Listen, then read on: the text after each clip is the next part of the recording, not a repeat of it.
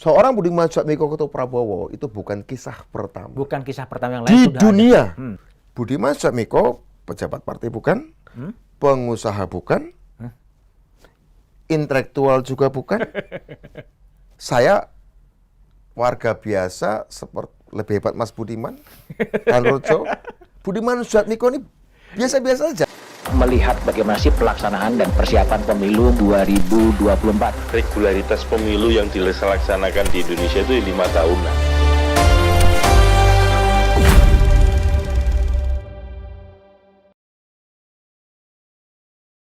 Oke, jumpa lagi di Back to BDM edisi The Candidate.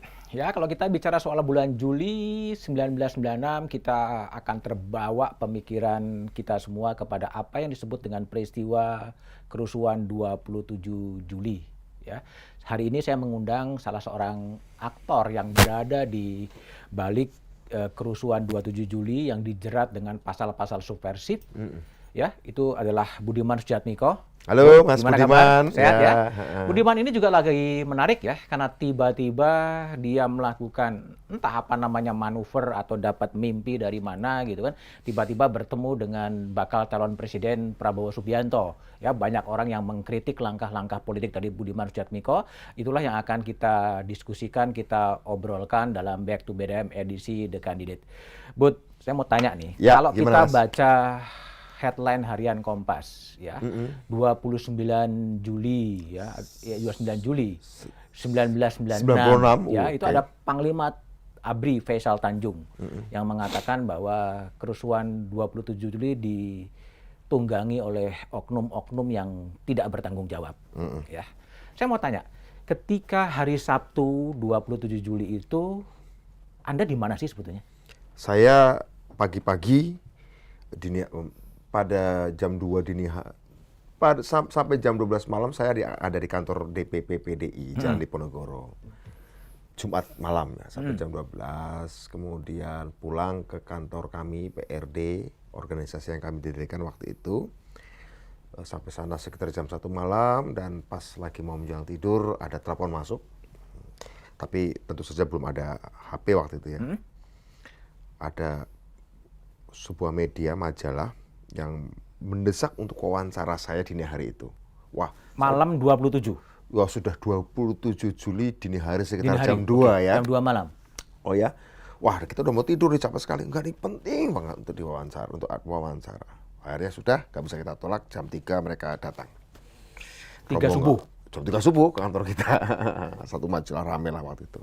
Ada Mas Putu Trihusodo juga. Ya, ada beberapa teman yang lain. Wawancara, menanyakan tentang apa sih PRD, apa yang menjadi cita-citanya. Wow, ya kita kan waktu itu tanggal 22 Juli sudah deklarasi, dan nyatanya nggak ada media yang meliput. Saya bilang, apa jaminannya Anda mengganggu istirahat saya jam 3 dini hari, dan wawancara yang menyita waktu istirahat saya dan teman-teman akan dimuat.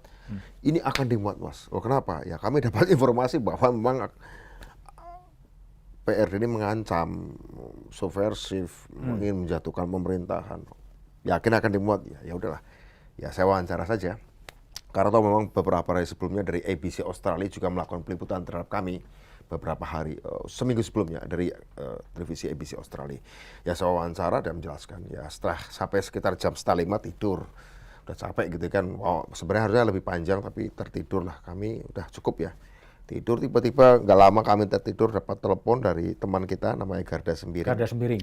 Mengatakan bahwa kantor PDI diserbu pada pagi itu oleh sekelompok orang yang katanya pendukung Pak Suryadi sebagai pendukung dari Kongres Medan yang menolak kepemimpinan Ibu Megawati. Wah, saya tahu betul apa ini artinya kira-kira, karena kita tahu bahwa di situ ada ratusan orang tiap malam tidur dan pasti akan ada peristiwa berdarah. Ya udah, kita bagi tugas teman-teman ke sana. Tapi sebenarnya pagi itu saya ada janjian, Mas. Saya janjian bertemu dengan Mas Gunawan Muhammad, almarhum Susanto Pujo Martono, Bapak Marsim Lam Simanjuntak, almarhum Arif Budiman.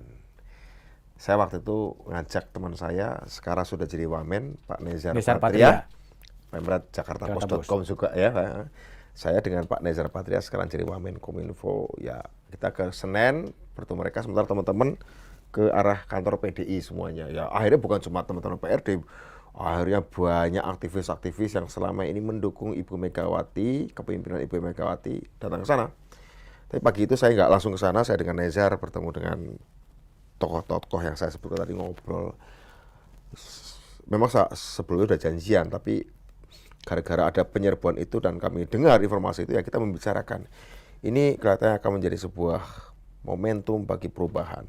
Karena ini nggak mungkin penyerbuan itu, katakanlah kantor PDI sudah berhasil direbut oleh pendukungnya Suryadi, masalah selesai. Enggak. Ini akan menjadi pemicu dari gerakan demokrasi di Indonesia yang nanti ya kita nggak tahu cepat atau lambat pasti akan berujung pada krisis berikutnya. Kita nggak tahu akan berapa tahun puncak krisisnya. Ya katanya ngobrol, dan pada akhirnya dengan tokoh-tokoh tadi kita mendiskusikan apa yang harus dilakukan oleh kelompok-kelompok pro-demokrasi non-PDI. Ya seperti Mas Gunawan, ada Pak Amar Silam, ada Pak Arif Budiman. Akhirnya kemudian ya kita harus mengabarkan peristiwa yang terjadi pagi ini menjadi sebuah semacam seruan solidaritas untuk menolak tindak kekerasan penyerbuan kantor DPP PDI yang dikuasai oleh para pendukung Ibu Megawati. Jadi memang pada waktu langsung jadi rapat konsolidasi, tadi cuma mau ngopi-ngopi ngobrol, jadi rapat konsolidasi Pak Arif Budiman, Mas Gunawan Muhammad, Susanto Pujomartono, Marsilam Simanjuntak, saya dan Nezar Patria. Sampai jam 10 pagi selesai, saya, Nezar dan Pak Arif Budiman jalan kaki menuju kantor PDI. Kantor PDI. Jadi jalan kaki lah. Saya rakyat kemudian sudah jalan dari arah Pasar Senen, dan dari berbagai arah untuk menuju kantor PDI. Kita juga ikut rombongan itu. Lantas ternyata sampai sana rakyat udah ribuan berkumpul di depan Metropol Megaria ya. Di bawah jalan layang kereta api Cikini. Sebagian bututnya sampai di depan kantor YLBHI.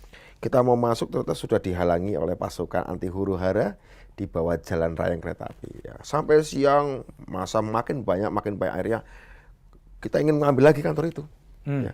Tapi dicegah oleh polisi anti huru-hara sampai kemudian pidato dari berbagai macam pihak. Saya juga nggak kenal satu persatu. Akhirnya kemudian masa mendesak untuk merebut kembali kantor itu. Dan polisi terdesak. Dan saya kebetulan ada di barisan depan juga, ada di barisan paling depan untuk mendesak, untuk merebut kembali kantor tersebut. Dan nampaknya waktu itu sudah optimisnya akan terebut karena tinggal di depan mata lagi nih Mas, sebentar lagi. Rombongan kita sudah mendesak polisi sampai kita berhasil mendesak tepat di depan kantor DPP P3. Ya sudah sudah koyak itu kan barisan polisinya, mobil anti huru-hara juga sudah mundur, udah ribuan masa, belasan ribu mungkin.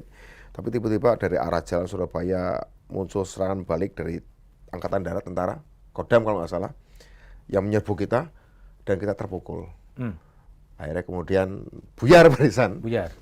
Saya ke kantor YLBHI, ya oleh pencar barisan karena sebagian yang buyar itu juga mengungsi ke kantor YLBHI, kantor LBH, dan kemudian dikepung. Sebagian pasukan yang memukul kami mengepung kantor LBH karena tahu para penggerak demonya juga suka berkumpul di situ. Sebagian lari ke arah Salemba, saya masuk kantor LBH, sudah dikepung dan kita pikir wah ini akan diserbu juga. Tapi tiba-tiba tak lama kami kemudian mendengar suara ledakan. Saat kami ada di dalam kantor LBH, mendengar suara ledakan dan pasukan yang mengepung kami kemudian terdistract. Nggak lagi mengawasi kami, akhirnya mengejar mereka yang meledakkan sesuatu. Kita keluar kan. Ledakan dari siapa? Nggak tahu, tapi tiba-tiba di depan RSCM waktu itu masih ada bis tingkat ya. Kebakar. Nah, di situ dikejar. Langsung sana ya sudah. Kemudian lantas ada kerusuhan di Jalan Salemba, Jalan Keramat, kemudian Jalan Pramuka, sampai arah Senen. Yang menarik adalah tidak ada penyerbuan toko dan isu anti rasialis. Isu rasis tidak ada, tidak terjadi. Yang jadi sasaran itu kebanyakan justru gedung-gedung pemerintah. Gedung-gedung pemerintah, ada Departemen Pertanian, jika tidak keliru ada beberapa yang lain. Ada sih showroom ya, tapi toko-toko yang biasa nggak ada. Ya kemudian rakyat sudah nggak ada urusan dengan PD ini. Rakyat di daerah Salemba Tengah, Kramat Sentiong pada keluar dan kemudian bersolidaritas lah dengan yang tadi berkumpul di Megaria itu. Ya kemudian saya ada di situ dan saya langsung bilang kepada teman saya nih, ini pasti kita akan disalahkan, saya bilang gitu. Dan Anda pasti disalahkan, PRD disalahkan, Ya. dituding sebagai otak dari kerusuhan. Dari kerusuhan itu. Karena memang tanggal 22 Juli sebelumnya saya dengan teman-teman mendeklarasikan PRD di kantor YLBHI. Begitu. Dan kemudian pada pertengahan Agustus, Saya ditangkap Anda 11 Agustus. ditangkap. 11 Agustus 11 Agustus Anda ditangkap 96. dan kemudian dituduh subversi. Dituduh subversif, saya ditangkap oleh kesatuan dari BIA waktu itu namanya. Badan Intelijen ABRI. Badan Intelijen ABRI, sekarang BAIS. Ya, jadi kemudian saya ditangkap dengan beberapa teman saya kan mencar ya, saya dan teman-teman saya ditangkap di daerah Bekasi. Kemudian ditutup matanya, ditelanjangi dadanya, dan kita nggak tahu di mana. Tapi saya sambil ditutup matanya, saya coba ngamati. Saya kok merasa kenal daerah Ragunan. Daerah Ragunan. Apa itu ada kantor Satuan Intelijen ABRI di situ. Berapa lama di Satgas Seminggu, Intelijen? 11 Agustus sampai 17 Agustus. Jadi mulai datang diinterogasi, malam itu interogasi saya pagi bawa lagi, interogasi sampai jam 12 malam, terus sampai 7 malam, 7 hari 7 malam. 7 hari 7 7 malam. hari 7 malam, ya macam-macam yang diinterogasi. Tapi yang kebanyakan diselidiki dari kami, ditanyai adalah pikiran-pikiran politik, agenda-agenda reformasi. Oke. Kami nggak menyebutnya reformasi waktu itu, revolusi. Agenda-agenda revolusi demokrasi dalam bidang politik, ekonomi, budaya, pertahanan, desa, politik luar negeri, hutang, Aceh, Papua, Timur kita jelasin semua. Ya, saya berdebat dengan mereka. Dan atas itulah kemudian Anda kemudian Anggap dituduh subversi. melakukan subversi. Subversi. Dan kemudian diadili Makar dan makar divonis 13 tahun. 13 tahun penjara. 97 divonis awal Mei 97 saya divonis 13 tahun penjara. Teman-teman saya ada yang divonis 12 tahun penjara, ada yang divonis 8 tahun penjara, 6 tahun penjara. Oke. Begitu. Dan tidak ada kasus kerusuhan 27 kemudian selesai begitu saja. Sedikit saja dibicarakan. Karena susah untuk mengatakan bahwa kerusuhan itu kami mengomando. Tidak ada bukti. Pada akhirnya yang dimunculkan sebagai bukti adalah riwayat saya menjadi demonstran. Sejak tahun 90 atau 89 di Jogja, mulai dari Jogja kemudian dari beberapa kota lain. Jadi saya demo petani di sini, membela petani di situ, demo mahasiswa, membela buruh, sampai ada puluhan kali saya demo. Itu diasumsikan bahwa puluhan saya kali berdemo dari tahun 89 sampai tahun 96 yang nggak ada hubungannya dengan peristiwa 27 Juli, ditafsirkan bahwa ini adalah benang merah upaya saya membela petani di Cilacap di kampung saya, membela petani di Ngawi, Jawa Timur, membela petani di daerah Situbondo, membela demo buruh di Bogor, demo mahasiswa, seolah ditarik kesimpulan bahwa ini adalah upaya secara sistematis, masif, terstruktur untuk menggulingkan Orde Baru. Oke. Ditafsirkan begitu, kira-kira begitu, Mas. Penculikan aktivis teman-teman Anda itu terjadinya kapan? Itu tahun 98 saat saya dan teman-teman sudah di penjara. Sudah di penjara kemudian Saya sudah di penjara waktu itu. sudah berada di Cipinang. Sudah di Cipinang, ya dari Cipinang. Betul. Tapi sampai sekarang kemudian kasus kerusuhan 27 Juli tetap menjadi sebuah misteri ya.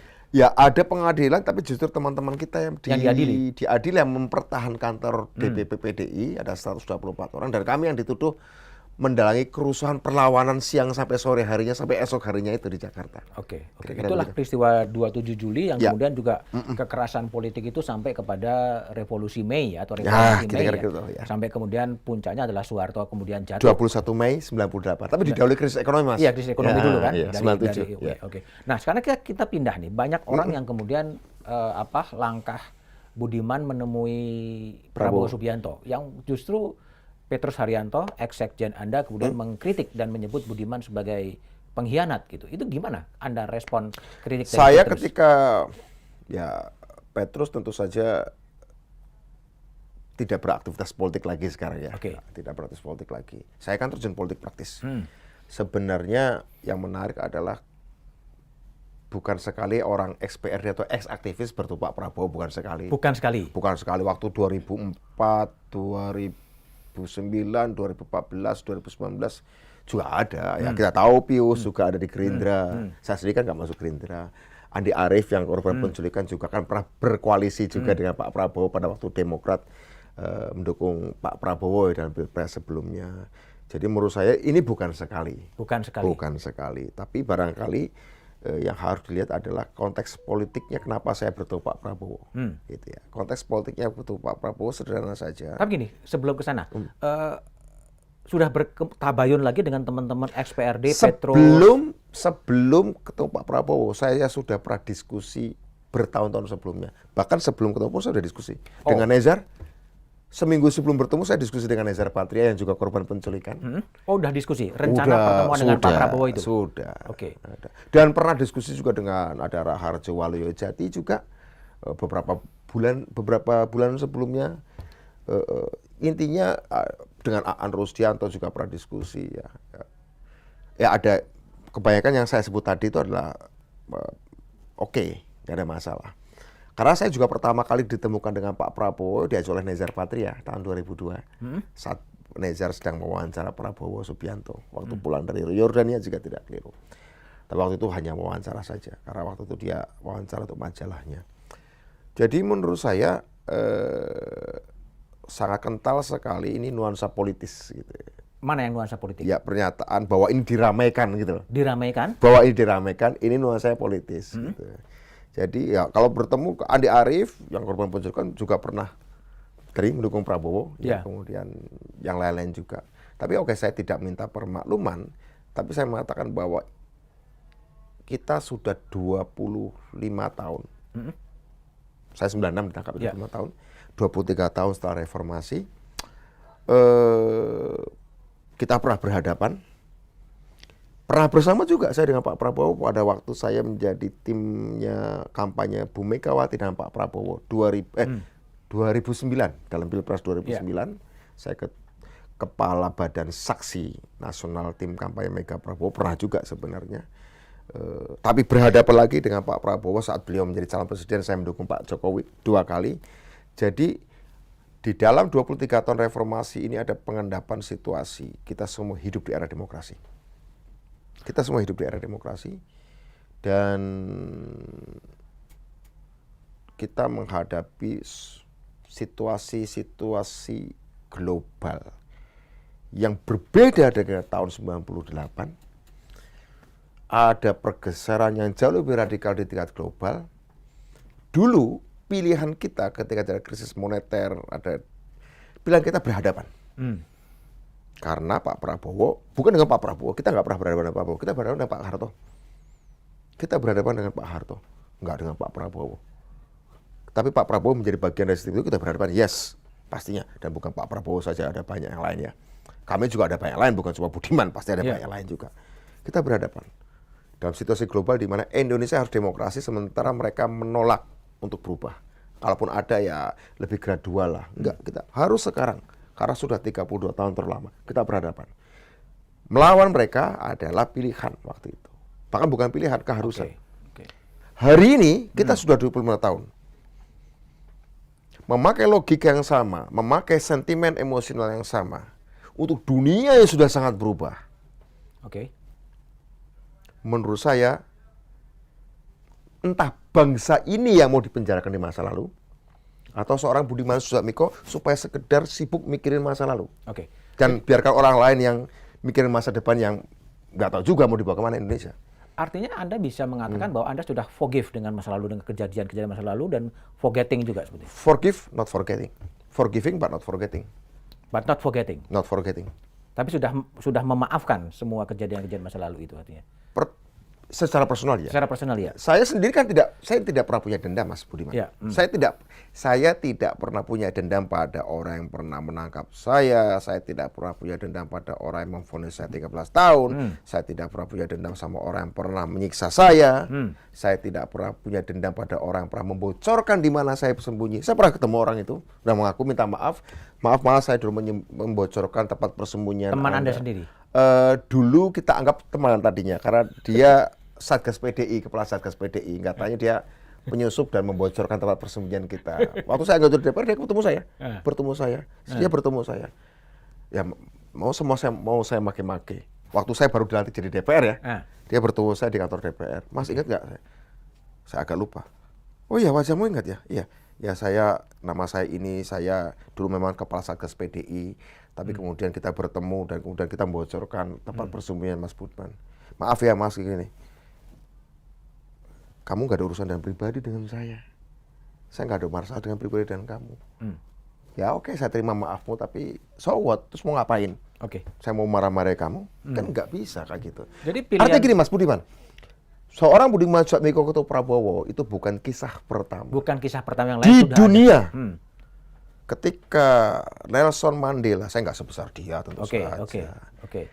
Ketika dia dilantik menjadi presiden, dia mengajak orang yang pernah menangkap dan mengencingi kepalanya, mengencingi kepala Mandela waktu Mandela ditangkap dan divonis berapa puluh tahun saya lupa, mengencingi. Tapi pada waktu Mandela dilantik jadi presiden, dia bawa orang yang mengencinginya.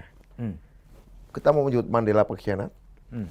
Sanana Gusmao yang berperang dengan tentara Indonesia puluhan tahun, juga sebagai orang Timor Leste yang kemudian pro Indonesia, dia biasa-biasa saja bertemu dengan kemarin bertemu dengan Pak Luhut Panjaitan, cerita bahwa mereka saling bertempur. Bisakah kita sebut Pak seorang Sanana Gusmao adalah seorang pengkhianat?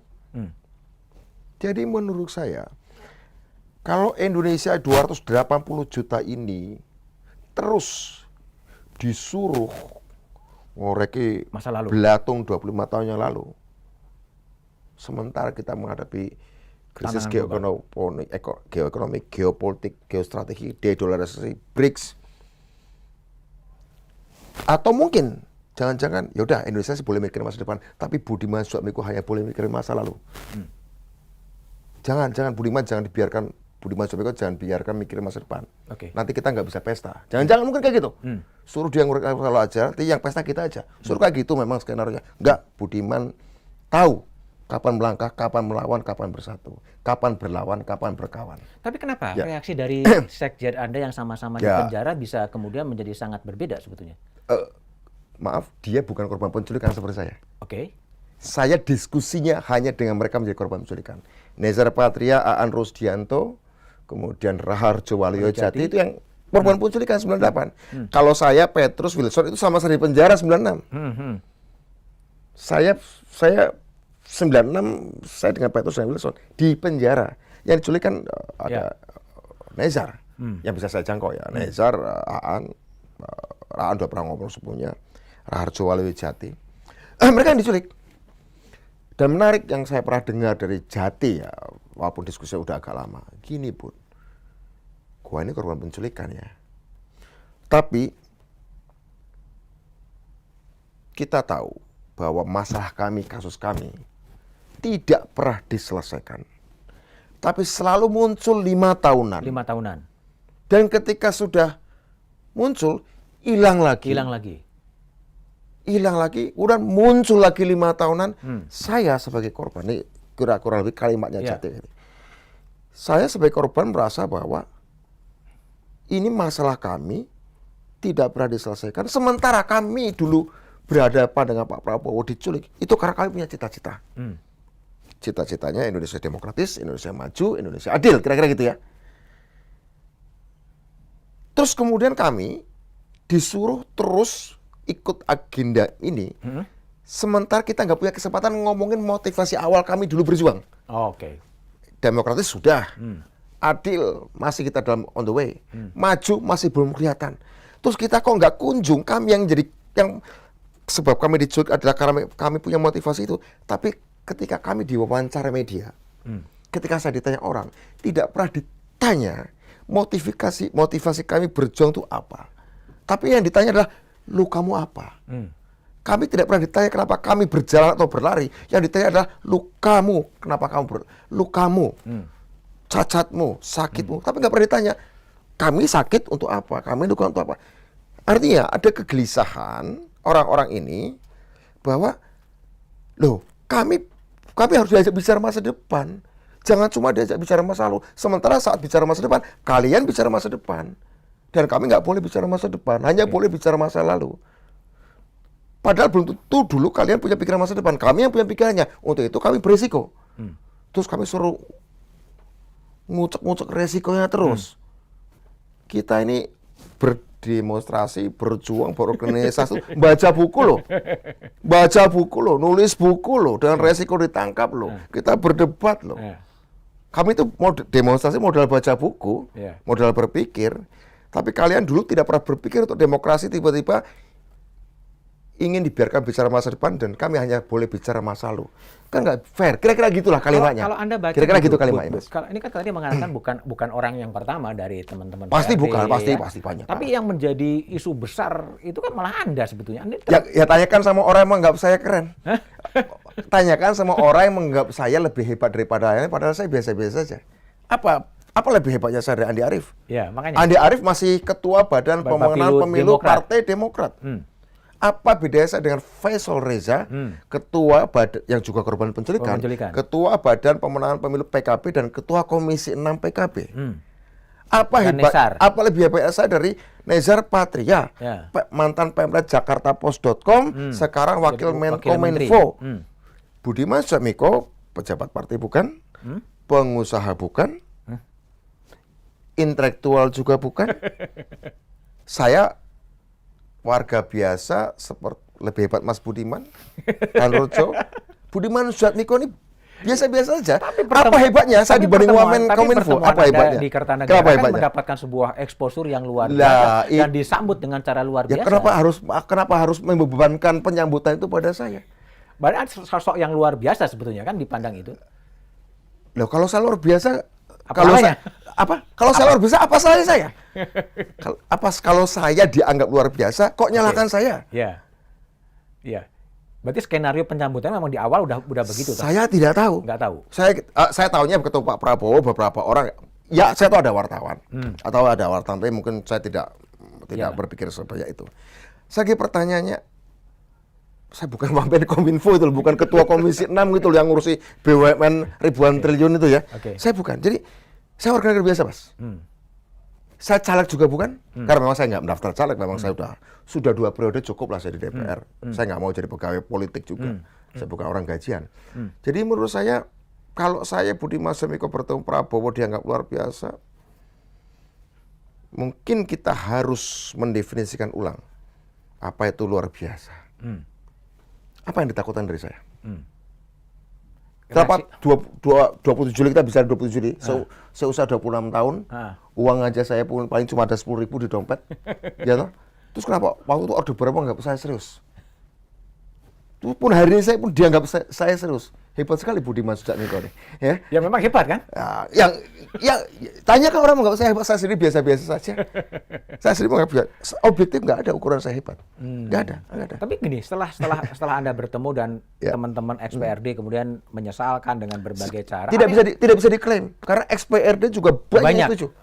Bahkan saya dengar nih PRD yang sekarang ya, yang sekarang pimpinannya. Ya mereka nggak oke-oke aja. Banyak orang-orang ex-PRD bikin artikel di salah satu media online. Teman saya dulu yang sama-sama mengorganisir petani di Ngawi, ya ex-PRD juga. Dia bikin tulisan di satu media online terkenal, menjelaskan arti strategis ini, juga ada beberapa teman lain. Jadi menurut saya juga harus fair bahwa suara dari ex-PRD maupun non-PRD juga ada yang memaklumi, tidak harus mendukung ya. Ada juga yang memaklumi, yang skeptis sebenarnya adalah ya nggak apa-apa, dan itu hak. Yang skeptis itu hak. Bagi mereka yang pernah menjadi korban, mengkritik saya nggak ada masalah. It's okay karena mereka korban. Petrus pernah dipenjara, Wilson pernah dipenjara. Nggak ada masalah. Keluarganya pun memprotes, nggak ada masalah. Itu hak mereka. Ya ikut-ikutan tapi tidak pernah mengurus soal ini. Tidak pernah mengurus soal isu penculikan, pelanggaran HAM, nggak pernah ngurus, tapi ngurusnya 5 tahun sekali. Ini yang saya perkarakan. Bukan saya perkarakan, saya pertanyakan. Saya pertanyakan otoritas moral dan historisnya. Tapi bagi korban, keluarga korban yang nggak setuju, itu hak mereka untuk mengkritik saya. Dan mereka punya hak untuk itu. Anda tidak ingin berkomunikasi dengan mereka yang mengkritik atau... Saya pernah berkomunikasi sebelumnya, sudah. Setelah kejadian? Belum. Tidak ingin menjelaskan langkah-langkah? Tentu saja pada akhirnya beberapa langkah politik itu harus dilihat hasilnya. Karena begini Mas, saya pernah beberapa kali dalam hidup saya mengambil keputusan-keputusan strategis beresiko tinggi. Menjelaskan di tengah proses sebelum ada hasil itu percuma. 27 Juli saya bikin PRD dengan teman-teman, banyak orang juga mengecam bla bla bla bla bla. Wah, Budiman komunis, perusuh. 98 banyak orang mengatakan bahwa Aku ada di situ loh, gua berjuang loh. Sama. Dan itu bukan yang terakhir. Waktu undang-undang desa, saya bawa sendirian gagasan undang-undang desa. Orang bingung, orang ngecam mau ngapain lagi, nggak mungkin bawa uang puluhan triliun ke desa. Sama, saya sendirian waktu itu. Baru ada puluhan ribu kepala desa yang dukung saya, dan akhirnya Sayang bukan Anda yang jadi wamen desa ya? oh, nggak ada urusan yang itu. Bukan. Nggak ada urusan itu. Saya ingin mengatakan bahwa 20 tahun sekali atau beberapa, saya harus melakukan langkah-langkah tertentu. Yang orang nggak ngerti, tapi harus saya lakukan. Sambil mengendap, kemudian baru kita lihat hasilnya. Dan itu sudah saya jalani sejak 25 tahun yang lalu. Jadi biasa-biasa saja. Saya yakin, ada hasil persatuan nasional saya kemukakan ini, pasti akan ada banyak orang Yang ikut? yang merasa mereka paling berjasa. Oke. Dan itu saya sudah ngerti sifat-sifat seperti Oke. itu. Bu, saya juga dengar podcast Anda di podcast Ya, yang lain enggak. soal. Jadi ketika ketemu dengan Prabowo, itu masalah-masalah isu penculikan Anda tanyakan juga kepada yang bersangkutan? Saya pernah nanya itu sejak 2002, Mas. Bukan dalam pertemuan kemarin? Enggak. Oh, enggak. Saya sudah 2002 sudah pernah saya tanya. Waktu Nezar wawancara itu saya menemani Nezar. Kan Nezar, Bud, aku mau wawancara Prabowo nih. Oke, kamu ikut aja. Sambil di luar itu off the record, Oke. ngobrol-ngobrol. Ya sudah pernah saya tanyakan 2002. Jadi sudah pernah, dan saya pernah berdiskusi dengan beberapa korban penculikan yang saya sebut tadi, nama-nama tadi, baik yang PRD maupun yang non PRD, kisahnya itu sama dengan penjelasan yang pernah disampaikan Pak Prabowo ke saya. Kisahnya sama. Jadi saya cek, cross check gitu ya. Tidak harus yang ikut Prabowo ya, kan ada juga yang nggak ikut Pak Prabowo kan berpartainya ya. Yang anak PRD itu kan rata-rata nggak ikut ya. Kemudian saya ngobrol, kisahnya sama, saya cek, recheck, cross check, gitu ya, sama. Selama 23 tahun tuh konsisten. 23 tahun saya dari 2002 ya, 21 tahun maaf. Tidak ada deviasi luar biasa. Tidak ada deviasi luar biasa yang saya dengar dari Pak Prabowo dan yang saya dengar dari korban. Tidak ada deviasi luar biasa. Bagi saya, dengan konsistensi cerita seperti itu, sementara kita terus dapat masalah-masalah yang baru muncul, kemudian Pak Prabowo masuk pemerintahan Pak Jokowi, pandemi bisa nih, saya pikir, ngapain aku harus ngulik-ngulik hal yang harus berkutat di situ saja. Bukan berarti nggak diurus ya. Ya. Hanya berkutat di situ saja. Saya ini belajar filsafat, ekonomi, politik, fisika, segala macam ini bukan cuma untuk menjadi pengorek luka masa lalu, Mas. Dan teman-teman PRD yang saya sebut tadi, itu juga kita ini berjuang kan bukan cuma urusan culik-menculik, kita ini punya gagasan besar untuk Indonesia. Kan sayang gitu loh, orang-orang pernah teruji ini kemudian hanya ditaruh di kandang dan dijadikan tontonan sebagai korban. Enggak, dalam sejarah orang-orang muda ini, teman-teman saya ini pernah punya pikiran dan masih punya pikiran lebih daripada itu kok. Jadi, dan saya juga masih kok. Dan kalau gitu memang akhirnya ya udahlah, forgive dengan masa lalu dan juga forget masa lalu, kita rancang masa depan. Tidak mengatakan forget. Forgive, yes. Tidak mengatakan forget. Lagi pula ini nyambung dengan apa yang dilakukan Pak Joko Widodo. Mengeluarkan perpres. Karena disadari. Penyelesaian non-yudisial. Penyelesaian non-yudisial. Artinya saya juga inline dengan apa yang dikatakan oleh Pak Jokowi. Karena saya pernah, Mas, diskusi dengan Pak Joko Widodo tentang HAM ini saat beliau baru dinyatakan menang sebagai Presiden Republik Indonesia, tapi belum dilantik di kantor Gubernur DKI. Saya pernah ngomong tentang penyelesaian HAM ini. Ada berbagai macam jalan, ada jalan Amerika Latin, ada jalan Afrika Selatan, ada jalan Timur-Timur. Saya bandingkan gini, Mas Budiman. Kalau nggak saya pernah nggak diskusi dengan Mas Budiman? Di Amerika Latin itu lebih sederhana, masyarakatnya homogen, kasus kejahatan kemanusiaannya hanya dilakukan oleh aktor negara, vertikal. Begitu rejimnya runtuh, menyelesaikannya mudah.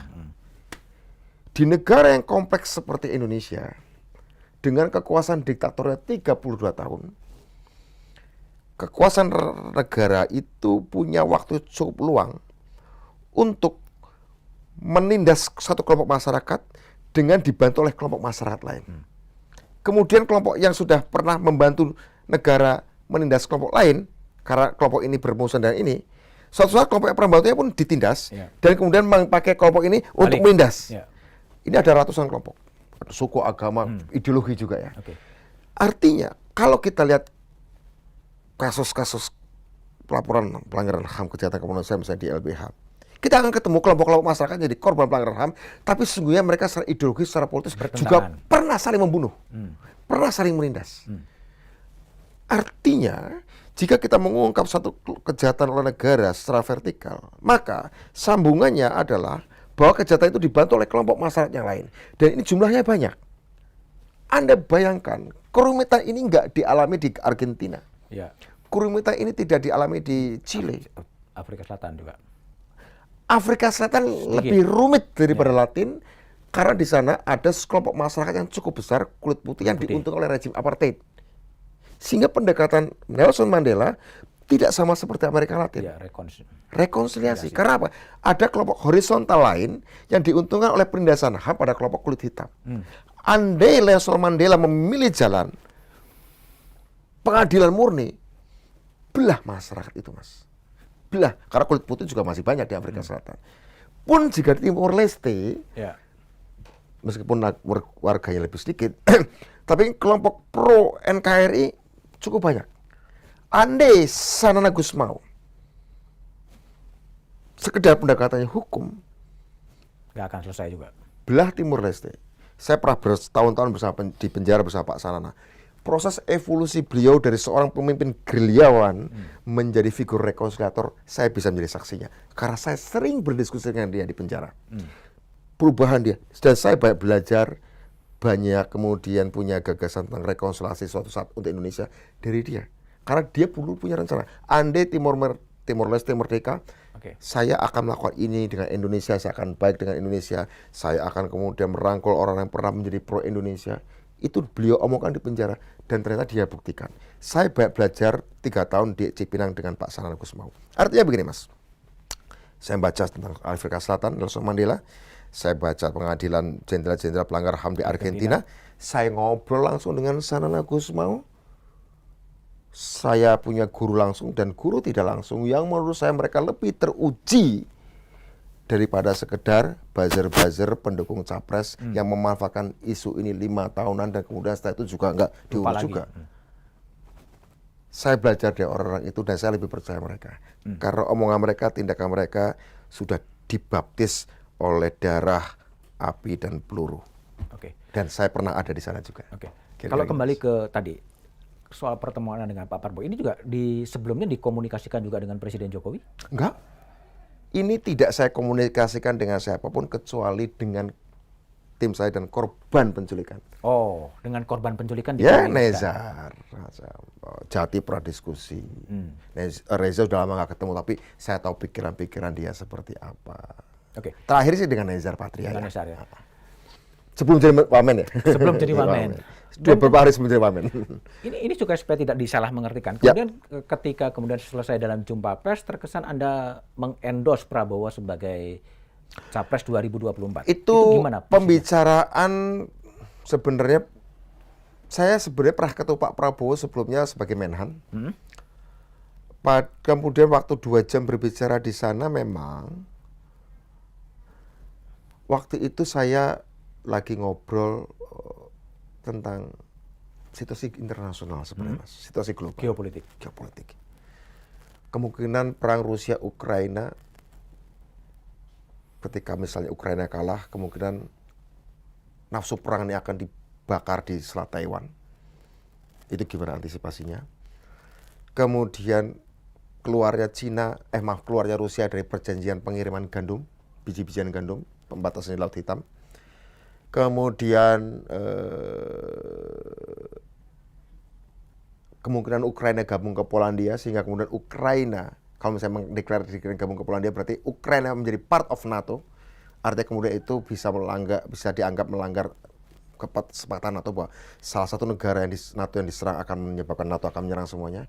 Kemungkinan perang nuklir gimana? Kita siap apa? Bagaimana kita mengantisipasi kalau ada perang nuklir, terbatas ataupun tidak terbatas? Bagaimana masa depan non-blok? Masih relevankah non-blok di tengah dunia unipolar dengan multipolar? Jangan-jangan non-blok bukan suatu nggak relevan lagi. Mungkin kita lebih relevan bicara BRICS, mungkin kita bicara tentang organisasi kerjasama Shanghai.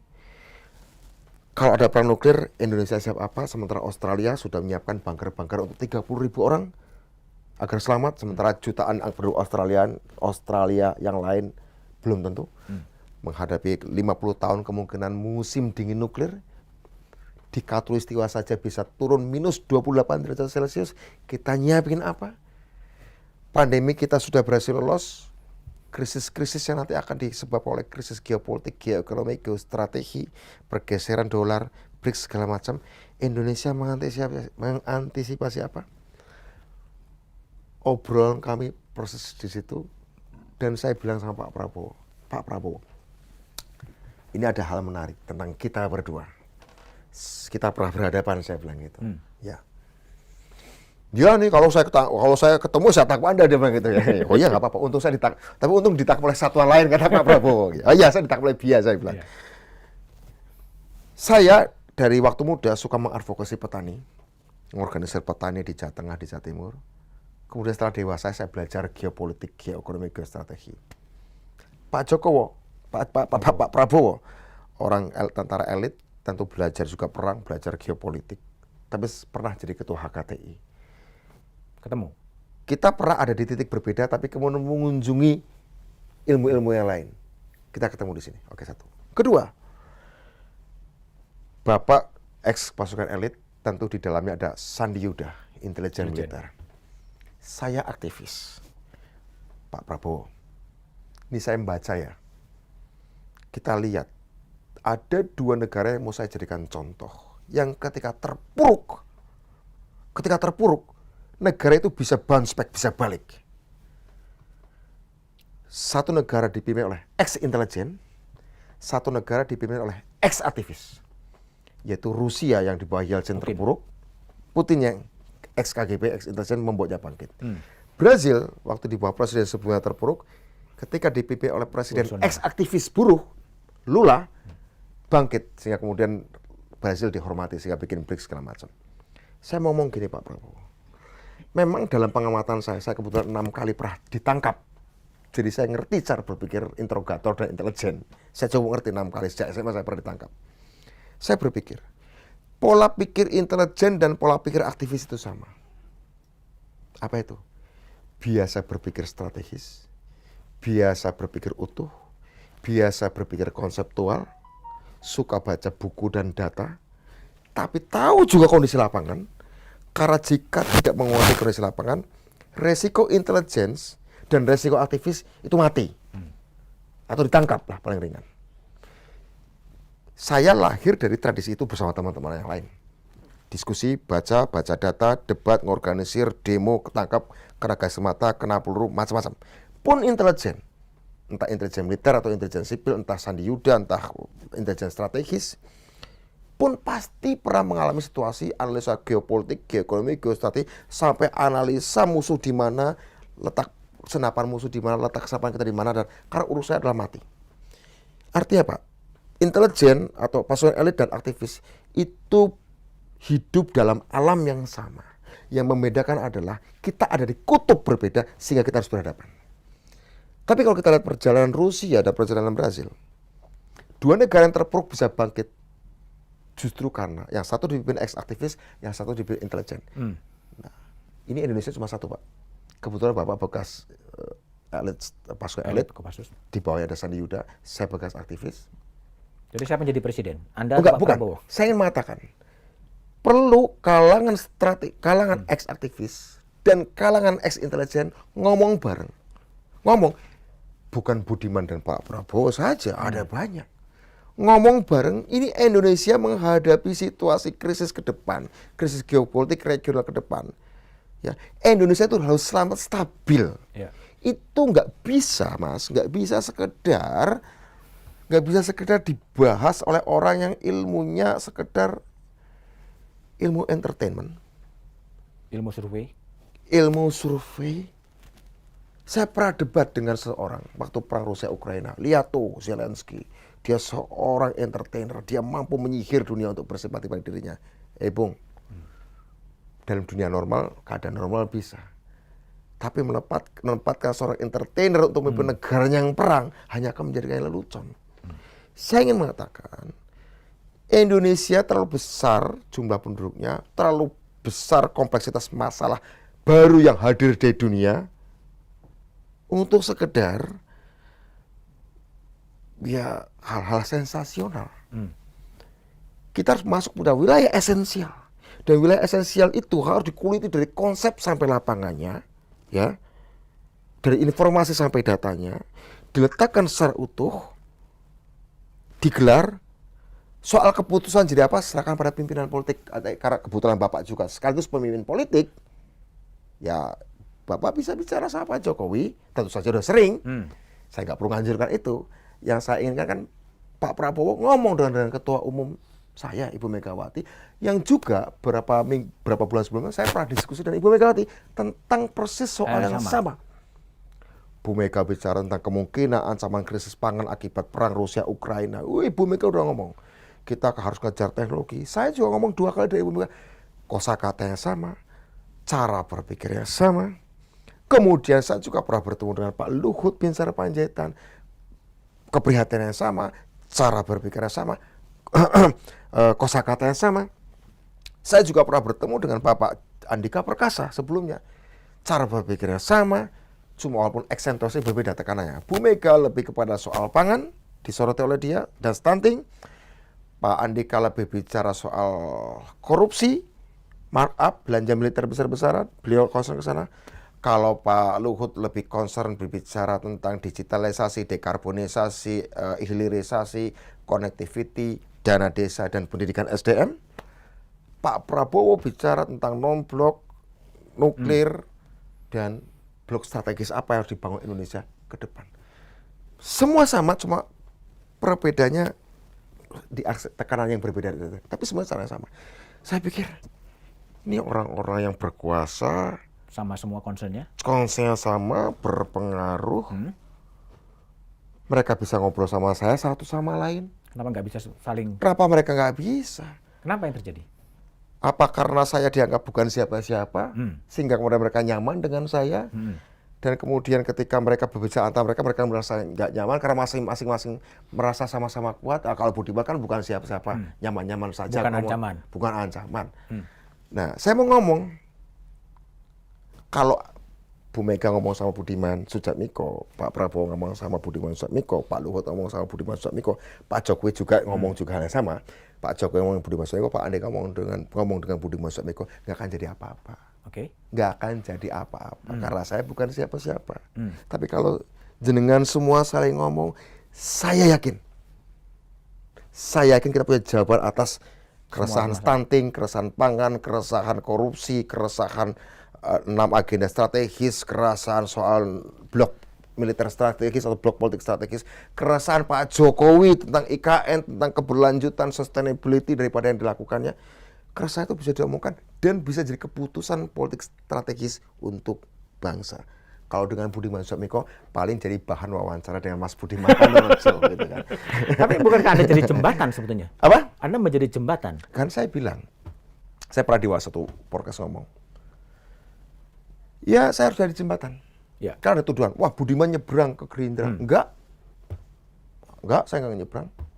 Saya ingin kita saling menyeberang. Saling menyeberang. Tapi untuk bisa saling menyeberang, harus mau bikin jembatan. Dan untuk bisa bikin jembatan, kan kita harus nyebrang ke sisi lain. Agar nyambung jembatannya, jangan sampai berhenti di tengah. Kalau kita mau bikin jembatan tapi nggak mau nyebrang, ya jembatan itu tidak pernah sampai ke tepian lain. Ya saya harus ke tepian lain. Tepian lain yang dianggap musuh saya 25 tahun yang lalu. Kenapa pertemuan-pertemuan itu masih terhalang pada tembok? Temboknya apa sebetulnya? Nah, tembok-tembok itu yang saya nggak tahu. Jadi ada pada ini agak filosofis, Mas. Kalau saya lihat, ada soal-soal sensasional, ada soal-soal esensial, hakikat, ada soal-soal eksistensial. Setelah saya ketemu dengan tokoh-tokoh itu, sebenarnya secara esensial nggak ada masalah. Secara hakikat nggak ada masalah. Sama cara berpikirnya, concernnya sama. Mungkin masalahnya masalah di eksistensialnya. Mungkin eksistensial artinya ego. Bisa ego, bisa juga who get what, how much I get, gitu kan, kira-kira gitu. Itu kan bagian eksistensial ya. Ya, mungkin masalahnya di sini. Nah, Karena ini orang-orang memang eksis. Sementara esensinya jadi terkorbankan ya. Nah, kebetulan saya nggak eksis, saya bukan siapa-siapa, saya tapi kebetulan bisa ngelihat esensinya, ya tabrak aja lah. Tabrak aja. Sama seperti saya dulu tahun 96, terus tabrak aja lah Orde Baru. Jadi semangatnya sebenarnya membangun jembatan ya. Anda Semangatnya membangun jembatan, Mas untuk Budiman. saling berkomunikasi dan mencapai Dulu saya esensi. pernah menabrak tembok yang dijaga oleh Pak Prabowo. Pak Jokowi, Pak Prabowo dengan teman-temannya tentu saja jagain tembok, enggak saya tabrak, jeder. Kapan sih kamu pasang tembok? Demokrasi lah. Nah, sekarang kebalikannya, yuk kita bangun jembatan. Menurut saya itu adalah laku sejarah yang harus saya hidupi, harus saya jalani. Oke. Anda punya keyakinan kapan akan tercapai? Mudah-mudahan sebelum Oktober Sebelum Oktober. 2023. Kenapa pakai sebelum Oktober 2023? Supaya kaum nasionalis layak, deserve untuk menjadi pewaris tingkat kepuasan 90% Pak Jokowi. Maka kemenangannya pun tidak harus 90%, tapi setidaknya linear, tidak jomplang. Approval rate 90% dengan kemenangan penerusnya yang tipis. Secara psikologis itu memukul, Mas Budiman. Itu memukul. Mungkin secara legal ya bisa menang, unggul 1% pun, ya toh? Tapi secara psikologis, politik, secara mental itu apa yang membuat yang mau kita teruskan kan 90% approval rate-nya. Tapi orang yang mau janji meneruskan kok cuma dapat sekian persen ya. Itu secara psikologis memukul. Ini bukan sekedar perasaan sentimental seorang Budiman Sujatmiko.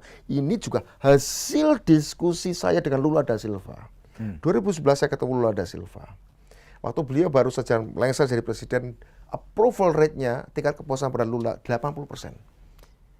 Jadi saya selain diskusi dengan Sanana Gusmao, baca Nelson Mandela, saya juga pernah ngobrol langsung dengan Lula da Silva, presiden Brazil. Saya pernah ngomong dengan dia 1,5 jam. Dia dapat approval rate 80%, Mas. Kemudian salah satu khusus saya adalah program Bolsa Familia, ekonomi pemerataan, dan otaknya dari keberhasilannya adalah namanya Dilma. Menteri Keuangannya atau Menteri Pembangunan Sosial, saya lupa, Dilma Rousseff. Dilma lah kemudian diminta oleh Lula untuk menggantikannya sebagai calon presiden. Apa yang terjadi? Ketika 80% approval rate tingkat kepuasan pada Lula tidak bisa dikonversi menjadi persentase suara yang diperoleh Dilma. Padahal pada Dilmanya lah Lula berkenan. Tapi karena tidak dilakukan konsolidasi meluas, Lula waktu itu masih percaya dengan kekuatan partai buruhnya, pengaruhnya saja. Dia percaya pada pengaruhnya saja. Tapi tidak horizontal, tidak melebar. Dilma tidak tebal. Akhirnya apa? Dilma diganggu dari internal dan eksternal. Dijatuhkan di tengah jalan. Lula pun kemudian waktu di penjara. Setelah itu Lula nggak lama kemudian dipenjara oleh Bolsonaro yang secara ideologi berbeda. Jadi ini faktual pernah terjadi di negara Brazil yang pernah sukses, dan saya pernah diskusi dengan presidennya yang ngalami itu. Jadi bukan abal-abal narasumber saya gitu ya. Dan itu 2011. Jadi hal seperti itu saya lamat-lamat walaupun masih samar-samar sampai 2023 saya sampai pada kesimpulan jika suatu saat Indonesia punya presiden yang baik. Waktu itu kan 2011, Pak Jokowi jadi presiden 2014, artinya baru 3 tahun lagi. Jika suatu saat Indonesia punya presiden yang baik, dia tetap bagaimanapun juga akan dibatasi secara konstitusi 2 periode. Sebagaimana pengalaman Lula presiden Brazil yang sukses, dia dibatasi 2 periode. Di sana bahkan cuma 4 tahun 1 periode, sehingga cuma 8 tahun. Itu pun dia pusing gimana cara membuat Dilma kepilih. Toh itu pun tipis kemenangannya. Saya waktu itu berpikir, kalau satu saat entah kapan Indonesia punya presiden yang baik, 2 periode selesai, saya tidak ingin presiden yang baik itu memiliki pusingan yang sama seperti yang dialami Lula ketika gagal menebalkan kemenangannya Dilma. Nah, ini mumpung belum terjadi, karena masih setahun lagi pemilunya. Tapi kok nggak ada yang mikir kayak gini ya? Ini orang-orang baca apa sih? Kayak nggak pernah baca buku, nggak pernah baca koran aja. Apa masalah eksistensial tadi? Kekuatan punya, uang punya. Tapi kenapa nggak dikonversi menjadi tindakan-tindakan politik cerdas ya? Wis lah aku yang nggak punya apa-apa ini barangkali akan mau lakukannya. Ya lompat saja, kita nggak ada beban. Oke. Jadi menggabungkan kekuatan nasionalis inilah sekarang yang menjadi agenda My perjuangan main politik. concern itu, concern utama saya itu. Kalau itu diimplementasikan menjadi aksi-aksi politik, artinya apakah kemudian akan menggabungkan antara Gerindra dan PDI Perjuangan? Silakan dirembuk di luar kewenangan saya. Kalau It- ide itu urusan pribadi- itu sudah urusan eksistensi, Mas. Kita sudah bicara nama Gerindra, PDI Perjuangan itu sudah eksistensi. Saya sudah bilang saya tadi, saya ngurusi esensinya saja. Soal eksistensinya jadi apa, ya itu dirembuklah oleh Bu Mega, oleh Pak Prabowo, bagus ya oleh Pak Jokowi, rembuk. Kalau itu silahkan ajak yang lain, tapi mungkin rembuk bertiga aja dulu menurut saya. Siapa tuh? Ya Bu Mega, Pak Prabowo, Pak Jokowi. Maaf, bicarakan itu eksistensinya sampai keputusan soal Gerindra, P3, PDI Perjuangan, lain 1, 2, monggo terserah siapa lagi mau diajak, terserah. Saya hanya ingin mempengaruhi settingnya. Saya ingin mengubah konteksnya.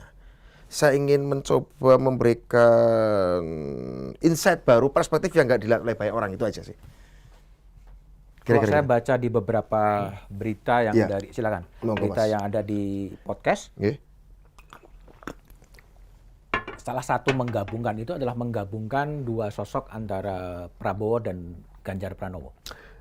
Itu bisa jadi bicarakan. Itu ya itu pasti menjadi satu agenda dong. Nggak mungkin tidak mungkin itu tidak menjadi agenda.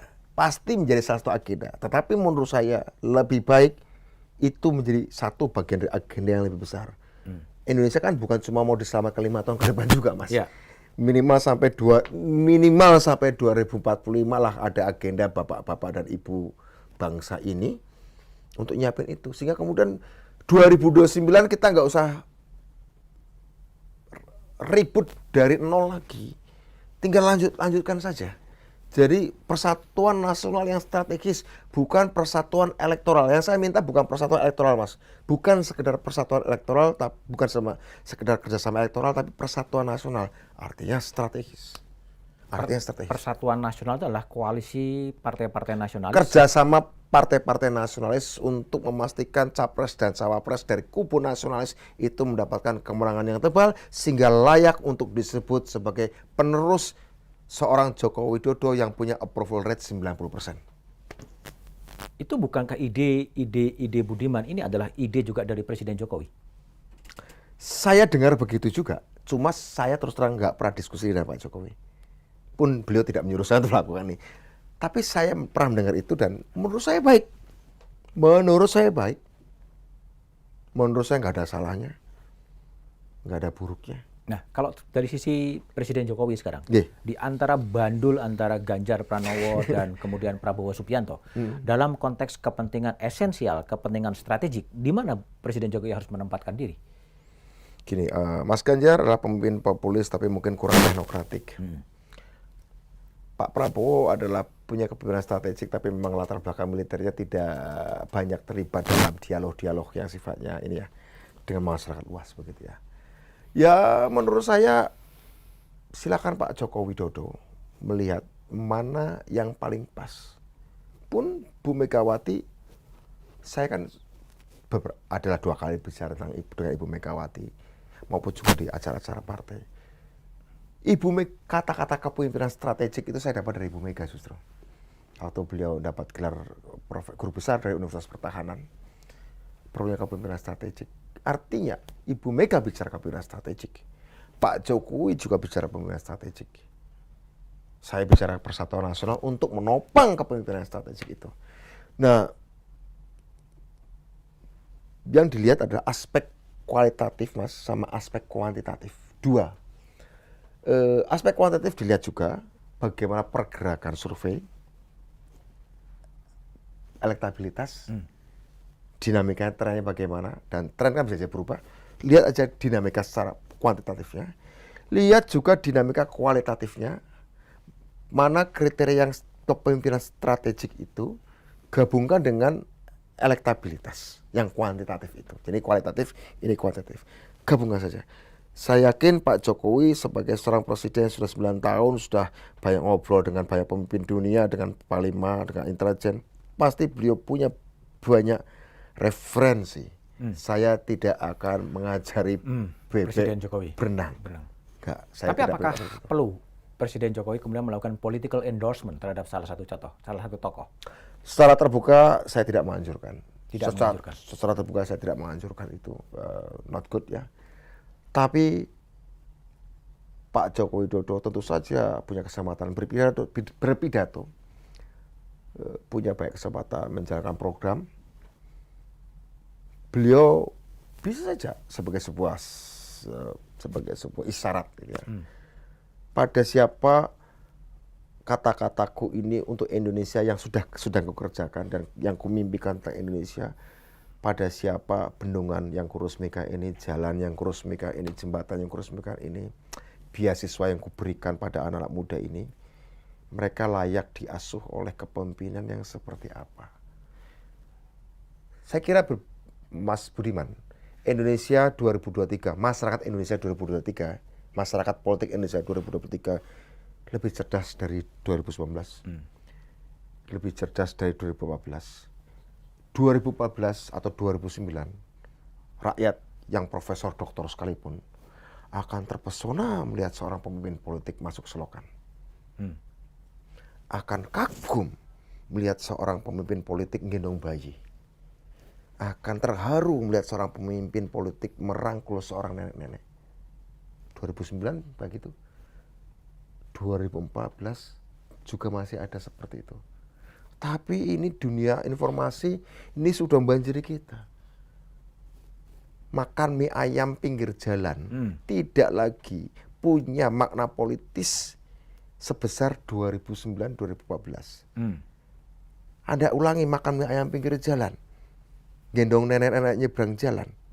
Dulu bisa membuat seorang profesor, guru besar pun terharu, profesor pun terharu sebagai isyarat ketulusan. Tapi hari ini mengulangi itu, saya khawatir. Harus ubah juga sebenarnya. Saya khawatir kita hanya bikin upacara pemilu presiden 5 tahun sekali, tapi kita nggak jalan kemana-mana. Itu yang saya tidak mau. Tapi gini, ada juga isu yang manuver pertemuan-pertemuan elit kan terjadi nih. Oke, Kemana, ke oke, kiri, ke siap. kanan, ke kiri, ke kanan. Ada makan bakso, ada yang makan ini. Ya. Tapi gagasan-gagasan memang nggak kelihatan juga ya? Ya itulah saya gelisah, Mas. Padahal ini nggak ada petahana. Nggak ada yang bisa diadili, nggak ada yang bisa dinilai dari apa yang sudah dilakukan menjadi presiden sebelumnya. Nggak ada satupun 3 orang ini atau siapapun itu yang punya pengalaman jadi presiden.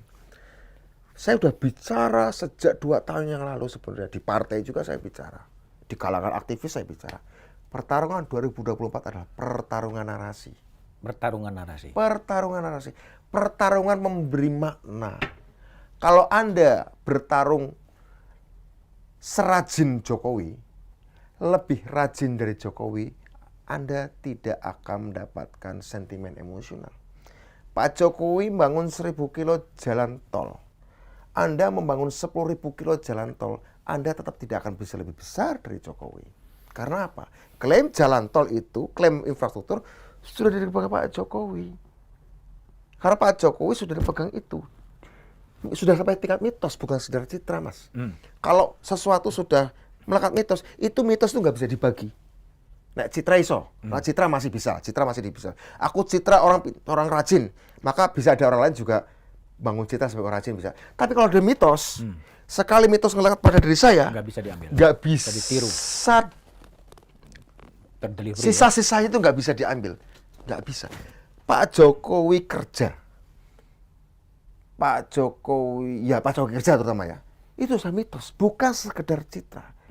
Terus Anda menunjukkan, aku kerja, ini lebih rajin. Tetap nggak bisa. Ada kata kerja. Kerja adalah Jokowi. Jokowi adalah kerja. Lebih rajin, nggak juga, tetap kerja. Kan gitu.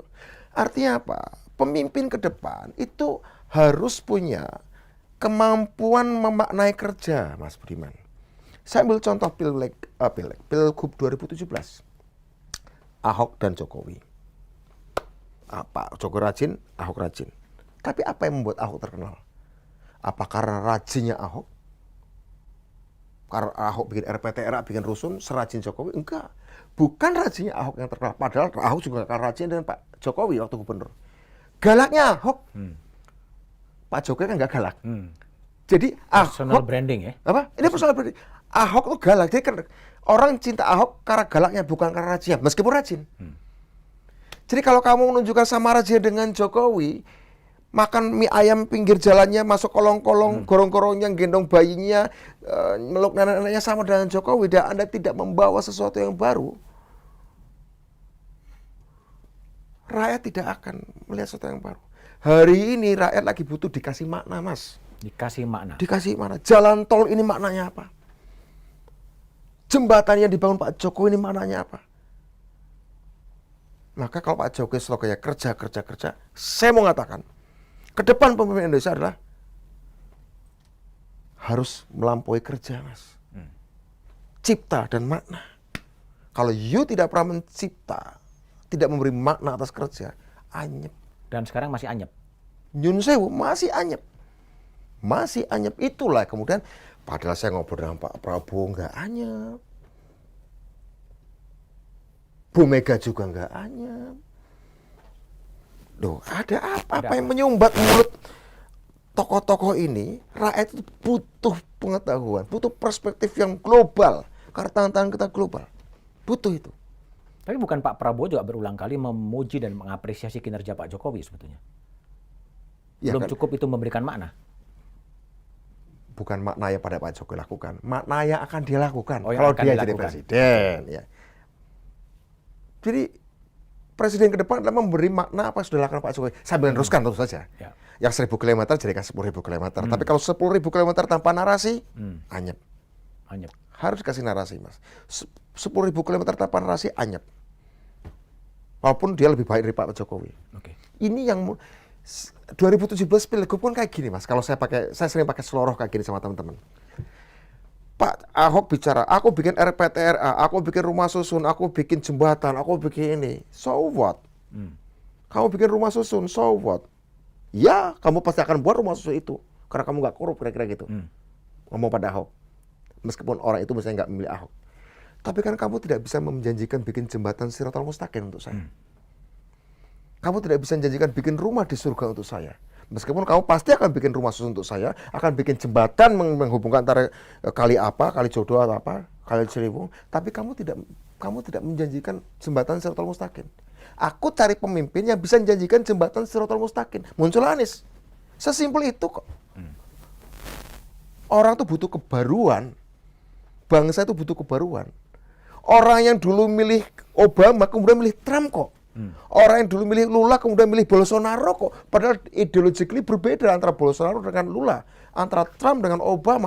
Ideologically berbeda. Tapi rakyat yang sama bisa kok dari kiri ke kanan. Ya. Karena rakyat kan nggak ideologis. Rakyat kan rangsangan-rangsangan emosi saja. Iya, aku dulu milih dia karena dia mau bikin jembatan melewati sungai. Sekarang aku mau cari orang yang bikin jembatan Shiratal Mustaqim. Aku milih yang lain. Sesimpel itu. Di Indonesia juga mungkin terjadi itu toh. Sangat mungkin. Kalau gagasan-gagasan progresifnya hanya berhenti di populisme. Bukan di pendekatan-pendekatan teknokratik, bukan pendekatan-pendekatan kelembagaan, bukan pendekatan teknologi. Saya suka kata-kata Ahok. Tugas saya adalah menteknologikan keadilan sosial. Mungkin kita juga harus mengatakan tugas pemimpin Indonesia adalah menteknologikan, mendigitalkan, menghilirkan, meningkatkan SDM yang sudah dilakukan oleh Pak Jokowi. Oke. Jangan jadi, kita nyari penerus bukan peniru. Nyari penerus Jokowi bukan peniru. Dan itu ada di siapa? Silakan nanti dibicarakan di antara tetua-tetua itu. Kalau menurut Anda? Kalau menurut saya bagus kalau ada penggabungan. Penggabungan. Ya. Penggabungan antara Prabowo dan Ganjar Pranowo. Soal nama silakan nanti dibicarakan, tapi saya ingin PDI Perjuangan, kalau boleh nih, Ya, kalau ya. boleh ya, Gerindra, Golkar, PKB, P3, Hanura, Perindo, PSI, bersatu semua. Mulai dari yang paling besar aja, dari persentase survei. PD Perjuangan dan Gerindra. Mulai dari situ, itu pasti akan elok. Kita ciptakan hikmah kebijaksanaan di antara the Council of Wisdom, Dewan Orang-orang Bijak ini. Dewan orang-orang bijak. Dewan orang bijak, dan menurut saya Bu Mega, Pak Jokowi, Pak Prabowo menurut saya sudah level itu. Mereka mau ngurus apa lagi sih? Ya kan? Kira-kira begitu. Dan itu mengarah kepada 2 calon presiden agar sekali selesai dan lebih berhemat juga. Saya pengennya 1 putaran agar hemat, langsung yuk kerja lagi, langsung ngasih makna. Bukan cuma kerja lagi ya, Iya. kerja lagi dan ngasih makna. Oke. Urusan Anda dengan PDI Perjuangan sudah selesai? Belum ada pemanggilan. Ngobrol-ngobrol santai dengan Mas Hasto sih sudah, ngopi-ngopi cantik. Udah. Dengan Mas Pacul telepon-teleponan, udah. Artinya nggak ada apa-apa dong sebetulnya. Nyatanya ketika saya ngobrol dengan Mas Hasto dan Mas Pacul, apa ya? Yuk guyang-guyang aja. Guyang-guyang aja. Serius, saya juga bingung. Piye, aku kalau ngomong sama Mas Pacul sama Mas Hasto kan, piye Bung, piye friend? Ya boy, ayo ngopi-ngopi ayo. Piye. Ya ngobrol makan kaca sekarang kan. Terus ya biasa aja, nggak ada. Saya juga bingung. Saya juga bingung. Wong partai ya biasa-biasa aja. Biasa-biasa aja ya. Dan belum ada panggilan resmi. Hah? Katanya 15 Agustus. Kesuwen. Saya agak bingung loh waktu Mas Gibran sama Bang Effendi. Aku suwe 15 Agustus ya sudahlah. Berarti ada kesamaan pesan juga sebenarnya kan? Nggak tahu. Wong saya juga tidak konsultasi. Nggak konsultasi. Artinya kan saya ketemu Mas Hasto ya. Ayo, datang ayo, ngopi-ngopi aja, ngopi-ngopi. Nggak ada. Cerita-cerita biasa saja. Nggak ada. Dan mungkin nggak akan ada juga panggilan itu ya? Nggak, menurut saya untuk keadilan harus panggil. Harus ada ya? Harus. Itu nggak adil kalau saya nggak dipanggil. Pak Effendi itu masih DPR loh. Pak Gibran itu wali kota Solo loh. Anak presiden lagi kebetulan. Saya bukan apa-apa kok nggak dipanggil. Kok malah yang bukan siapa-siapa diistimewakan, nggak boleh juga. Nggak adil. Saya harus dipanggil, harus panggil. Kenapa Budiman nggak nyalek lagi, Bu? Saya sudah pernah 2 kali periode di DPR, Mas. Waktu periode di DPR pertama saya target undang-undang desa. Jadi lolos. Oke, nyalek sekali lagi. Aku mau nyalonkan ngusulkan undang-undang baru, tapi nggak lolos. Undang-undang pemerintahan digital nggak lolos. Pemerintahan digital? Ya. Waktu itu tuh tahun 2018 saya ajukan undang-undang pemerintahan digital, tapi nggak masuk prolegnas. Waktu itu untuk tahu nggak, Mas? Undang-undang itu saya usulkan kalau suatu saat Indonesia mengalami epidemi. Nggak tahu tahun 2020 kena. Waktu saya mau bikin undang-undang agar kalau suatu ada epidemi, refocusing anggaran itu nggak usah ribet lah, butuh AI yang menentukan gitu. Tapi nggak lolos. Setelah itu nggak ada gunanya juga. Saya periode kedua, akhirnya kemudian saya khawatir nanti periode ketiga malah saya jadi pegawai politik. Saya sejak 2017 sudah pamit ke Pak Dapil saya, aku nggak mau nyalon lagi. Aku lagi mengusulkan undang-undang, kalau undang-undangku lolos, undang-undang digital itu lolos, pikirkan saya akan nyalon lagi ketiga kalinya. Tapi kalau nggak lolos, undang-undang pemerintahan digital yang menurut saya strategis nggak lolos, nggak ada gunanya saya di DPR. Artinya, dan waktu itu saya ngomong ke Pak Sekjen saya nggak nyalon lagi. Enggak, kamu harus nyalon. Oh enggak, saya nggak bisa di DPR lebih dari 2 periode. Pasti periode ketiga saya tumpul. Nyatanya juga periode kedua saya gagal loloskan undang-undang. Yaudah kamu pindah aja ke dapil yang 2014 Pak Jokowi dan PDI kalah. Ya udah nggak apa-apa. Ya saya bantu saja di sana. Tapi saya kan kebetulan di TKN, tim kampanye nasional, sehingga saya fokus ke Pak Jokowi. Karena Indonesia lebih butuh Pak Jokowi menjadi presiden kedua kalinya ketimbang membutuhkan Budiman menjadi anggota DPR ketiga kalinya.